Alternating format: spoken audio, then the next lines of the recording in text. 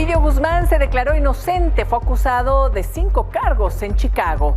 Marcelo Ebrard formalizó su movimiento El Camino de México. Morena está reunida y alista convocatoria para aspirantes a la Ciudad de México y gubernaturas. Vamos con toda la información. Bienvenidas, bienvenidos.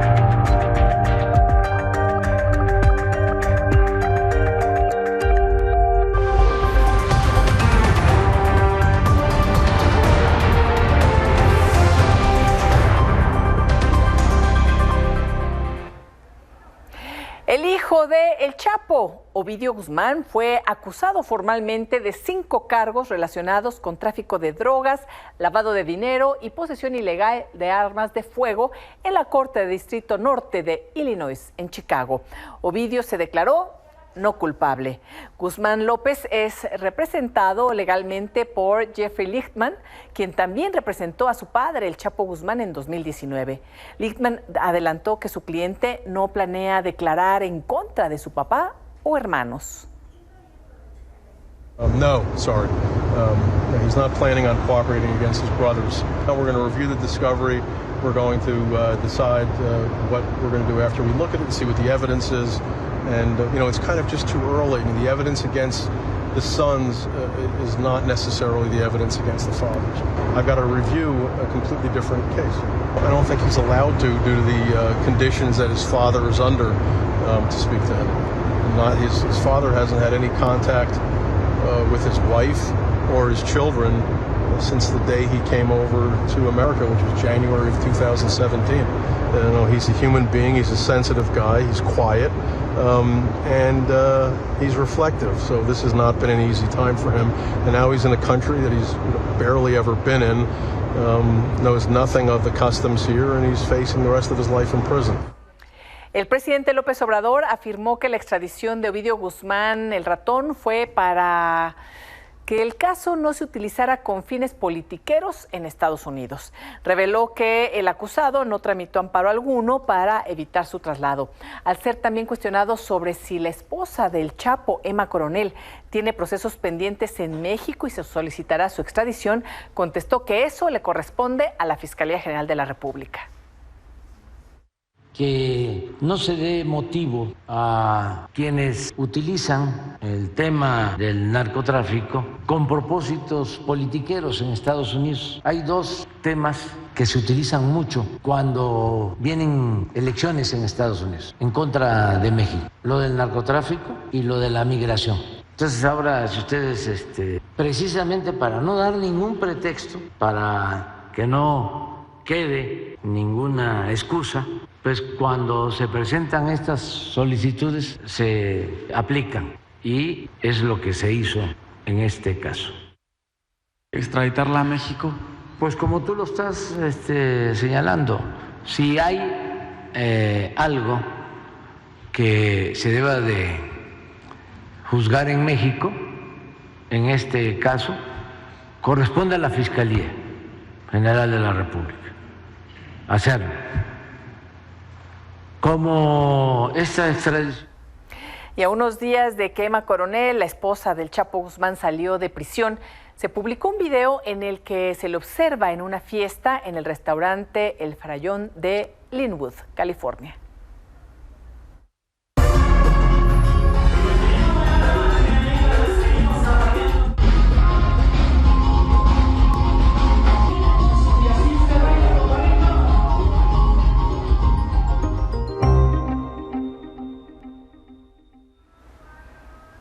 Roberta Garza, querida Roberta, ¿cómo estás? Muy buenas noches.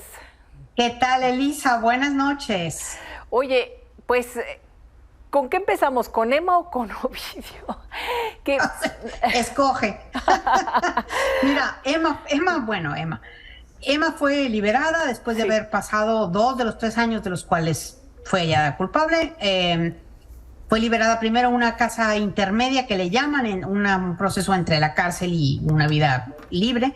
Y bueno, lo primero que hizo, como toda persona normal, yo diría, se fue de fiesta. Pues imagínate tú, el miércoles antes del 15 de septiembre. Ella, por supuesto, no sabía en ese momento que 2 días después iban a extraditar a su hijastro, a Ovidio. La extradición fue, Elisa, muy extraña. O sea, se dio en el 15 de septiembre, un día cuando el presidente lo hace todo sobre sí mismo. Es su fiesta de él, personal. Invita a quien quiere, no desinvita a quien no quiere ver. Y ese día se eligió para mandar a Ovidio una noticia grande en México. Uno de los hijos del Chapo Guzmán, quien además es uno de los líderes uno de las personas que levantó la antorcha de su padre y convirtió la industria, el tráfico, ya no de cocaína como lo fue el Chapo Guzmán en su momento, sino de fentanilo. A Estados Unidos en una gran industria. Ovidio conseguía los precursores en el extranjero, que siempre en China, los traía a México, fundó muchísimos laboratorios, no sé si miles, pero expandió muchísimo la capacidad de los laboratorios en México y obviamente el tráfico hacia Estados Unidos. Y por eso él es acusado particularmente, junto a sus hermanos, pero en particular él, en Estados Unidos. Y bueno, lo mandaron para allá. Hubo 3 días de silencio absoluto desde México. Nos enteramos de lo que nos enteramos por las vocerías americanas solamente. Y lo que sabemos es que, bueno, el viernes fue llevado a Chicago en el mismo avión que había sido llevado su padre en su momento, encarcelado, sin derecho a fianza, y el lunes se presentó a su primera audiencia, a la audiencia donde se le fincan los cargos. Se declaró inocente de los 5 cargos que le finca el estado de Illinois, en Chicago. Hay otros cargos en la ciudad de Nueva York y hay otros cargos en la ciudad de Washington, en D.C. Se van a perseguir ahora los de Chicago. ¿Por qué razón? Pues no lo sé. Simplemente así eligió la fiscalía. Y así vamos a ver. La siguiente audiencia es el 17 de noviembre. Oye, Roberta, ¿y cómo funciona este tema en Estados Unidos? ¿Tiene cargos en Nueva York, en Washington D.C., en Chicago? Se elige Chicago, ahí ya lo acusaron de 5 cargos formalmente el día de hoy. Él dice, no soy culpable, entonces se abrirá ahí un proceso. ¿Qué podemos esperar? Y en algún otro momento también se le juzga en los otros lugares o nada más en Chicago. ¿Qué va a pasar ahí? Mira, por lo pronto, en Chicago sucedió lo que se llama el superseding indictment. ¿Qué quiere decir eso? Una orden de arresto que, digamos, lleva mano sobre todas las demás. Es posible que Merrick Garland, el fiscal general del país, haya decidido que se le juzgue solamente en Chicago. No podemos descartar, sin embargo, que después del juicio en Chicago se le juzgue también en los otros lugares donde tiene arrestos pendientes. ¿Por qué? Porque así es la justicia en este país. No es un aparato básicamente federal, sino que es un aparato estatal. Si se le fincaron cargos en las cortes estatales, no tienen por qué necesariamente, bueno, si tú cometes un crimen en Aguascalientes y también uno en Yucatán, pues no tienes por qué, ya si se juzgó en Aguascalientes ya ahí se acabó. No, puede ser juzgado por las dos cosas. Ahora, si los crímenes son muy similares, muchas veces la fiscalía del país se pone de acuerdo con las fiscalías locales y echan toda la carne al asador en uno de los juicios, ¿o no? No lo sabemos. Lo que sí sabemos es que ahorita el juicio de Nueva York ha quedado en activo, el de Washington ha quedado en activo, y el que está, digamos, en curso es el de Illinois. Ya veremos después qué pasa con los demás. Sí, y además, bueno, por ahí también Penilei escribió sobre acusaciones de Nueva York, dio a conocer parte de estas acusaciones. Y bueno, son asuntos muy serios porque además ya estaba operando en la actualidad, ya no es un tema del pasado. Entonces, yo creo que va a ser importantísimo, interesantísimo un juicio de Ovidio Guzmán. Él podría ser colaborador o declararse culpable y evitar el juicio en 1, en 2, en 3, en todos. ¿Qué podría pasar?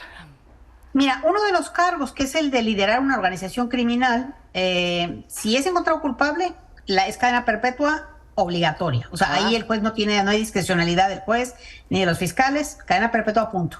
Por ejemplo, es uno de los cargos. Otros 2 de los cargos pueden tener cadena perpetua, o sea, les corresponde tener cadena perpetua, que son, déjame ver, el de tráfico, por supuesto, y posesión y distribución de sustancias prohibidas. Sí. El cargo de lavado de dinero y deportación de armas tienen 20 años, 30 años, digo que no es poco, ¿verdad? Pero no es cadena perpetua. Sí. Pero el punto es, si se le encuentra culpable, no se salva de la cadena perpetua. Y ya sabemos cómo funcionan aquí las fiscalías. La de Nueva York es particularmente dura y particularmente experimentada en cuanto al manejo de los capos mexicanos, pero no nos olvidemos que en Chicago se juzgó y se condenó a los hermanos Flores, que luego se convirtieron en testigos protegidos determinantes para juzgar al Chapo, que los hermanos Flores fueron 2 mexicoamericanos que eran los responsables de gran parte, o sea, pasaban a través de una red de tráileres de fruta y verdura que iban hacia Chicago, y ahí se juzgó porque es un crimen que se cometió en el estado de Chicago, que el estado de Chicago llevó adelante. Entonces, ellos tampoco son precisamente novatos en esto. ¿Podemos esperar un juicio muy duro contra Ovidio? Sí.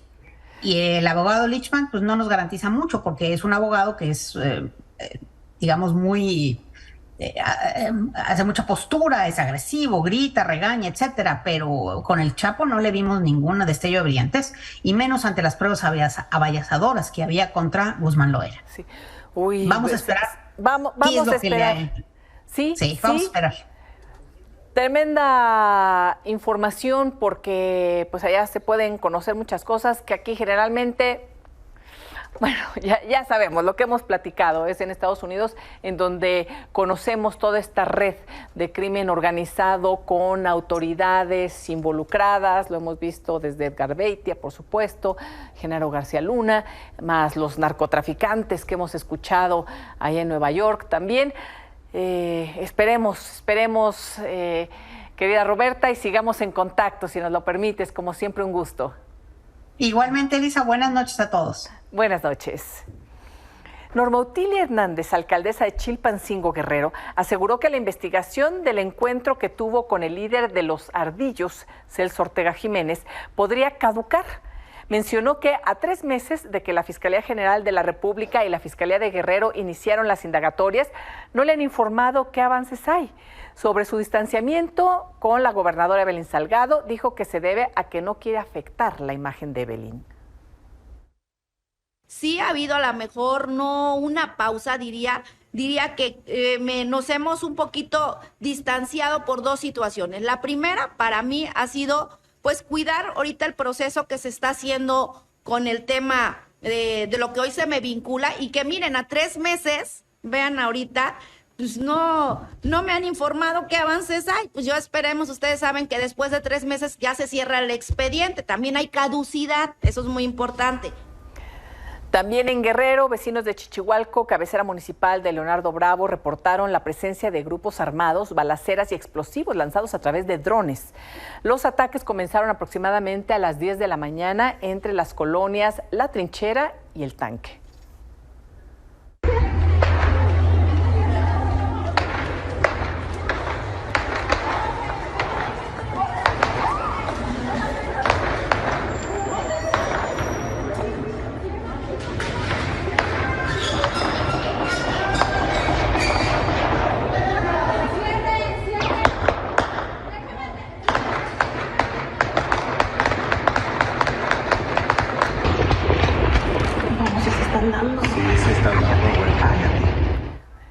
Y estudiantes de la Normal de Ayotzinapa, junto con madres y padres de los 43 normalistas desaparecidos, realizaron un mitin afuera del Batallón 27 de Infantería en Iguala, Guerrero.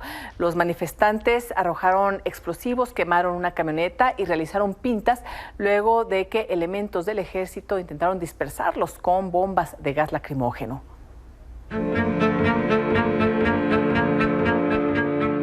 Ay, está empezando a arder.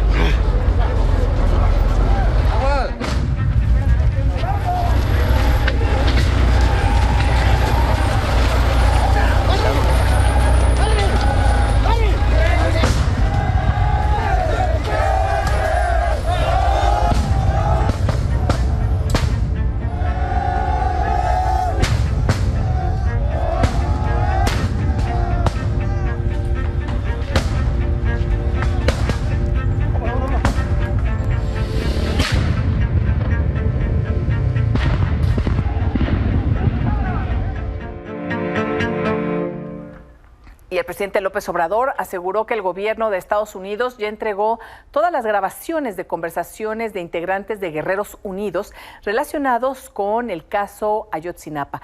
López Obrador explicó que tras solicitar el material a la vicepresidenta norteamericana, Kamala Harris, se hizo llegar un primer paquete de información sobre las comunicaciones del grupo de narcotraficantes. Dijo que la información se podría hacer pública siempre y cuando así lo autoricen las madres y padres de los 43 estudiantes desaparecidos. El presidente destacó que esta semana sostendrá una reunión con los familiares de los jóvenes a quienes les informará sobre los avances en la investigación. Santiago Aguirre, director del Centro PRO, gracias por estar con nosotros, querido Santiago. Buenas noches. Hola, Elisa. Muy buenas noches y buenas noches también a todo el auditorio. Muchas gracias por el espacio. Estamos a 9 días de que se cumplan 9 años de la desaparición forzada de los normalistas de Ayotzinapa. Seguramente el gobierno mexicano querrá hacer algo. Una de las promesas de campaña del presidente López Obrador, que estuvo repitiendo durante su gobierno, fue el que esclarecería este terrible caso. El día de hoy nos dice que ya tienen las comunicaciones que le proporcionaron en Estados Unidos. Bueno, muchas preguntas, querido Santiago, pero primero, ¿sabes si se ha contactado el presidente con los familiares de los jóvenes? Por medio del subsecretario Encinas, que ha venido haciendo una labor muy relevante en este caso, Elisa, el gobierno federal le propuso a los padres y a las madres tener una reunión que tendrá lugar el día miércoles en la mañana, y ese será el encuentro entre los padres y las madres de las víctimas y el señor presidente. Entonces, el próximo miércoles es esta reunión, el martes 26 de septiembre se cumplirán estos 9 años. Habla de las grabaciones que tienen en Estados Unidos. Tenemos conocimiento y también por los informes que fueron realizando el grupo de expertos, el GIEI, que hay comunicaciones que estaban también ya integradas en investigaciones, en la Fiscalía Especial. Aquí estamos hablando de otras grabaciones, de material inédito, de algo que no conocemos y que pues va a revelar algo importante del caso, Santiago. ¿Sabemos de qué se tratan? Sí, Elisa, y qué buena pregunta, porque en este caso continuamente oímos de documentos o interceptaciones y es fácil que uno pueda confundirse. A ver, hay un primer cúmulo de información que está relacionado con la interceptación de diversos mensajes de texto del servicio que daba la empresa BlackBerry en 2014, que involucran a los integrantes de Guerreros Unidos. Esos mensajes fueron interceptados por autoridades estadounidenses en el curso de una investigación legal y por una intervención legal que realizaban, y abarcan varios meses del 2014, aunque no necesariamente la noche del 26 de septiembre, y por ello difícilmente tendrán como contenido el paradero final de los estudiantes. Sí. Pero son un documento, estos mensajes de texto, muy relevante para entender cómo operaba Guerreros Unidos. En esos mensajes de texto están mencionados, por ejemplo, mandos del ejército mexicano que actuaban en connivencia con este grupo criminal. Es cierto lo que dice el presidente, esos mensajes se obtuvieron gracias a las gestiones de este gobierno, a que el propio presidente habló con el gobierno de los Estados Unidos, al subsecretario Encinas y desde luego al fiscal Omar Gómez Trejo, que hizo una labor muy importante para recuperar esta información. Y hay que subrayar, Elisa, que esta parte del contexto fue deliberadamente dejada de lado en la llamada verdad histórica, que nunca nos dijo que Guerreros Unidos era un grupo criminal que tenía la capacidad de llevar heroína hacia los Estados Unidos en autobuses. Fue una parte del contexto que deliberadamente dejó afuera la anterior administración. Ahora, cuando se habla de que hay pendientes de información en el caso, el grupo interdisciplinario de expertos, que fue muy importante para insistir en que se recuperara esta información proveniente de los Estados Unidos, Lo que se refiere es más bien a un grupo amplio de documentos que el ejército mexicano en esta administración no ha querido entregar a la investigación, ni al subsecretario Encinas, ni al fiscal, ni al señor presidente, obstaculizando abiertamente el esfuerzo de esclarecimiento y en un contexto donde hoy el ejército tiene más poder que nunca.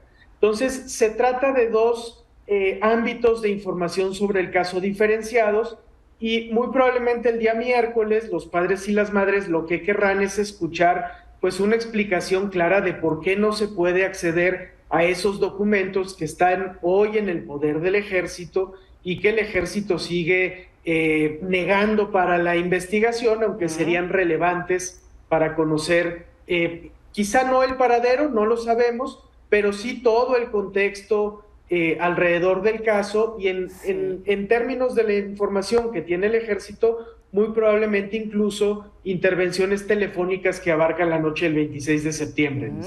Sería importantísimo, ojalá, y el miércoles entregar el presidente esta información como jefe supremo de las Fuerzas Armadas a las madres y a los padres, información muy relevante que el ejército no ha querido entregar, así lo ha dado a conocer también el grupo de expertos, así lo comentaron, lo informaron también en su momento, en fin, porque se acaba el tiempo también para este gobierno, Santiago, se acaba el tiempo para el presidente López Obrador de esclarecer esta herida en donde sabemos las autoridades civiles y militares, federales, estatales y municipales son los criminales, no los estudiantes.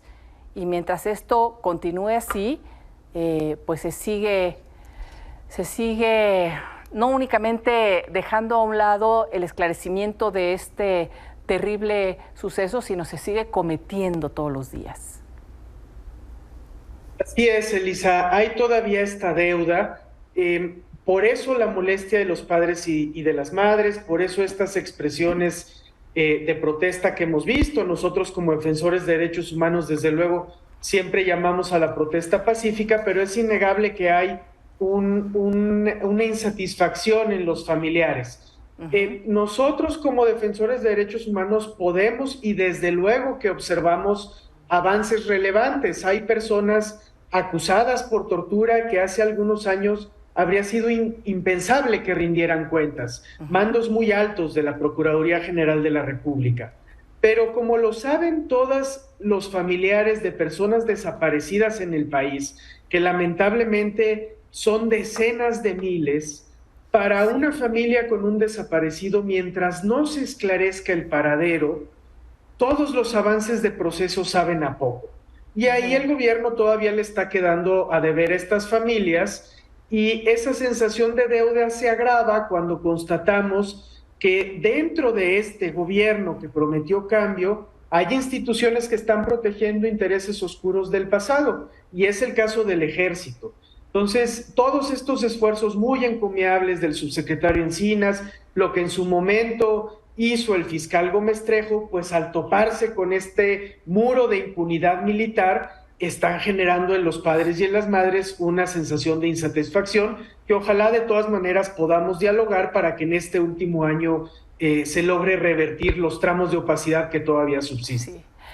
Muchísimas gracias, Santiago Aguirre. Gracias por la información. Estaremos muy pendientes de lo que se informe el miércoles, de lo que el presidente les diga a las madres y a los padres de los 43 jóvenes estudiantes que fueron desaparecidos de manera forzosa aquel 26 de septiembre del 2014 y la madrugada del 27. Y bueno, que sabemos que algunos de ellos permanecieron también, había señales de ellos todavía en días posteriores. Estaremos muy pendientes. Muchísimas gracias, Santiago.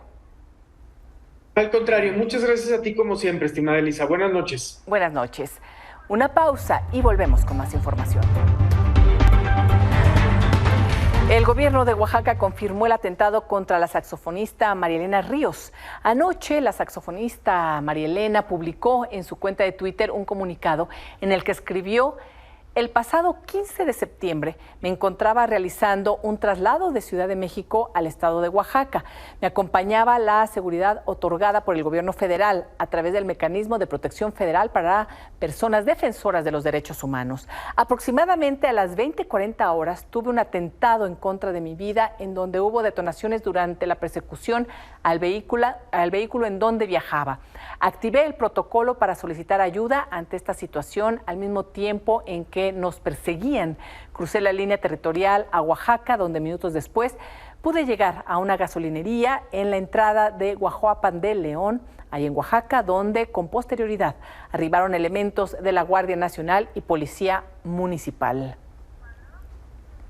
En Atizapán, Estado de México, se cometió un feminicidio. Ana María Serrano Céspedes, una jovencita de 18 años que apenas iniciaba la carrera de medicina, fue asesinada presuntamente por su pareja. Su madre, Jimena Céspedes, explicó paso a paso cómo se enteró de este hecho que le arrancó la vida a su hija. El reporte es de Graciela Olvera.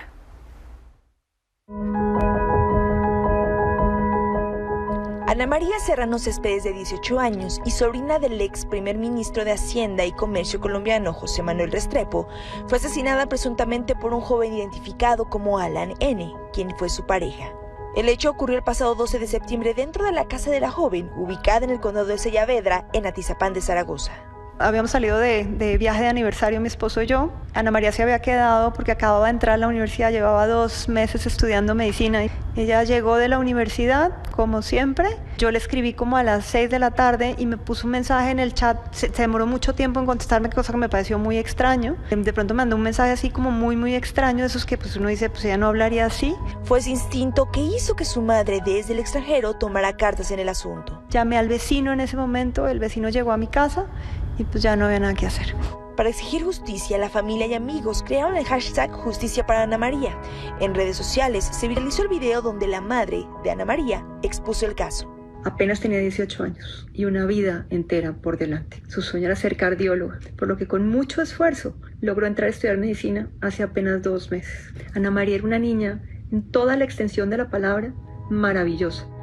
A través de su cuenta de ex, el tío de la joven, el ex primer ministro de Hacienda de Colombia, José Manuel Restrepo, recordó a su joven sobrina. Asimismo, exigió a México justicia en el caso.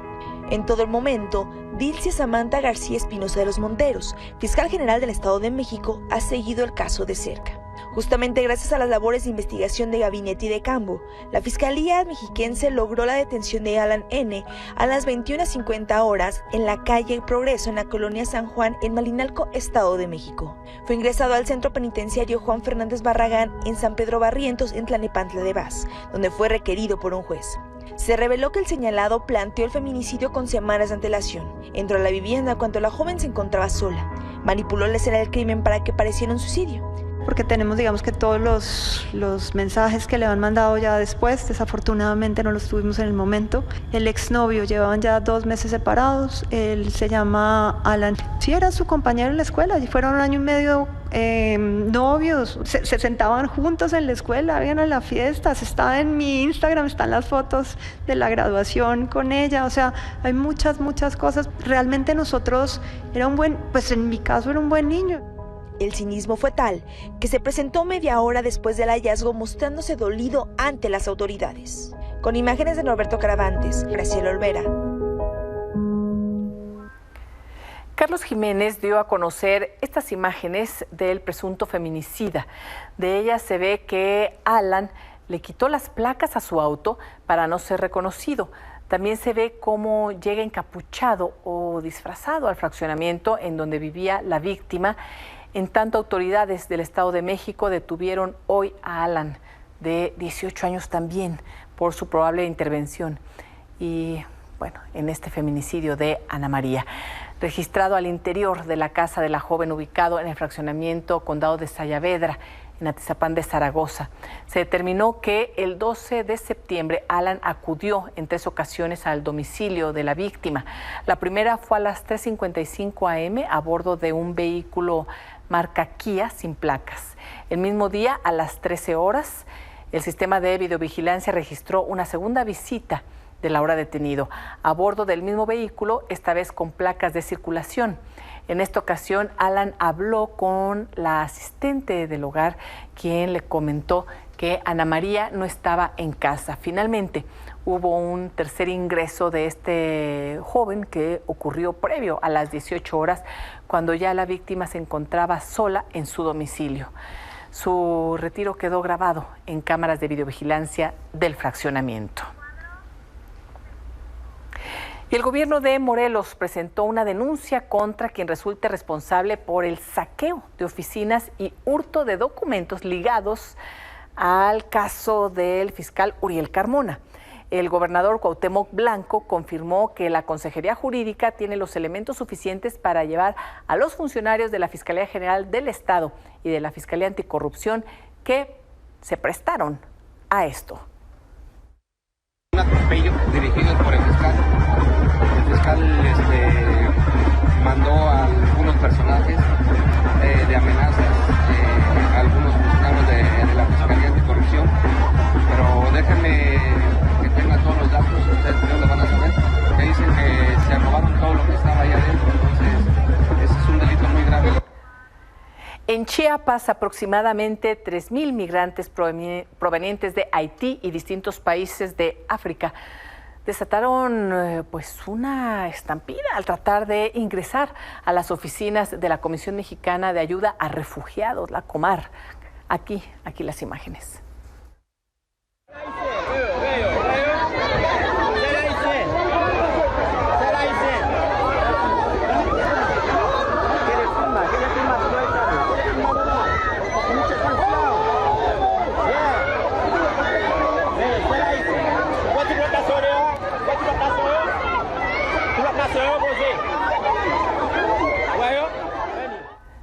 Una pausa y volvemos. Janet López Ponce, ¿cómo estás? Janet, buenas noches. ¿Qué se sabe de esta reunión de Morena? ¿Qué sabemos? Ya hay luz verde para gubernaturas, para jefatura de gobierno. Buenas noches, Janet. Muy buenas noches, Elisa. Todavía no hay luz verde y sigue por ahí complicándose porque, te comento, me dicen que tenemos muy poco tiempo, así que voy a intentar resumírtelo muy rápido. En la tarde teníamos la información, Elisa, de que se iba a seguir exactamente el mismo proceso que las corcholatas a nivel estatal, es decir, que renunciaran a sus cargos, que hubiera giras, que se registraran el próximo lunes y que hubiera una encuesta para finalmente definir 3 hombres y 3 mujeres, los más posicionados en cada entidad. Esto es, pues, no prever el género, no etiquetar por género cada una de las entidades, sino dar la oportunidad de que sea hombre o sea mujer pueda llegar a la candidatura. Sin embargo, hasta apenas hace unos momentos que todavía ni siquiera iniciaba la sesión del Comité Ejecutivo Nacional para definir realmente las reglas de estas 9 entidades que estamos viendo en pantalla, pues parece que va a haber algunos cambios, Elisa, principalmente el que podrían no tener que renunciar como un requisito básico para registrarse el próximo lunes y martes. Esto porque al ser un proceso pues mucho más corto, creen que no es necesario que todos los que están aspirando renuncien si finalmente podrían no llegar a la última etapa. ¿Cuál es la otra novedad, Elisa? Pues bueno, que al final la decisión va a quedar en las manos de los consejos estatales, es decir, el próximo 25 y 26 podrán registrarse todos los que quieran, todas las personas que tengan aspiraciones para ser gobernadoras o gobernadores en estas 9 entidades. Se va a pasar esa lista a los consejos estatales y van a ser ellos los que, analizando la trayectoria de los aspirantes, definan 3 hombres y 3 mujeres que sean los que puedan llegar a la encuesta. También se está definiendo cómo van a ser estos recorridos para que puedan posicionarse, hay que decirlo, de forma anticipada también como lo hicieron las corcholatas y pues para volver a, digamos, a disfrazarlo, Elisa, ante las autoridades electorales también se les va a llamar coordinadores de la defensa, pero en esta ocasión estatales y no precandidatos, como es lo que finalmente pues van a hacer. Ay, Janet, vamos a ver quiénes se apuntan y a ver si Mario Delgado, porque también estaba ahí haciendo guiños ya desde hace tiempo, hoy volvió a decir algo, vamos a ver. Estaremos muy pendientes, Janet, muchas gracias. Muy buenas noches, Elisa. Buenas noches. Y Marcelo Ebrard formalizó su movimiento en una asociación civil llamada El Camino de México, la cual está integrada por más de 500,000 de voluntarios. En reunión privada con su estructura, descartó que se trate de un partido político porque no se puede formar en este momento. Pidió a sus operadores invitar a las personas a unirse a la asociación civil en todas las entidades del país y adelantó que este miércoles iniciará recorridos por todo el país. Más tarde reiteró que su permanencia en Morena dependerá de cómo responda el propio partido a la impugnación contra el proceso interno. Es una asociación civil lo que estamos formando hoy, no es un partido. Claro, porque los partidos no se pueden formar ahorita. ¿Por qué formamos una asociación? Es la forma de organizarnos. Somos un movimiento político. Eso es lo que somos. Pero necesitamos tener nuestra propia forma de organización. ¿Por qué? Por las razones que expuse. Y porque los pasos que demos... Hasta aquí la información. Gracias por su atención. Los espero mañana en este espacio de noticias. Por lo pronto los dejo con toda la información financiera y económica con Manuel Somoza. Manuel, buenas noches.